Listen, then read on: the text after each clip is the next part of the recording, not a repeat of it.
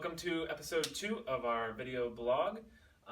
One question I get, and one thing I explain to patients is how chiropractic works. So today that's what I'm going to kind of go over. In a very brief nutshell, it's definitely a lot more complicated, but this is how I kind of like to explain it to patients.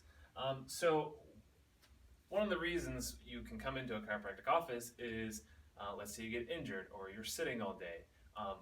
Anything that injures the tissue, you're going to have a decreased movement in the joint. So joint, your spine, all these have joints in them.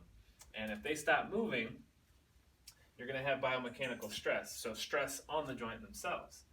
And what that does is it causes tissue damage in the joint and surrounding the joint, which causes degeneration, the big word, right? Degeneration. And then what the tissue damage does is it causes inflammation and it increases your sympathetic nervous system. Your sympathetic nervous system is your fight or flight, your stress levels, right? And we kind of want to balance those. So what I do as a chiropractor is I induce movement in a joint that's not moving too well. So basically, it's not a scare tactic. This is basically based on 60 years of research, not done by just chiropractors, but done by MDs, DOs, PTs, blah, blah, blah.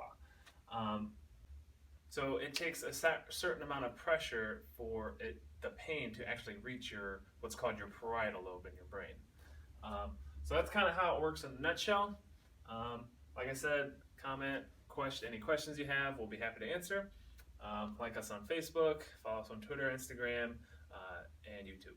All right, thanks.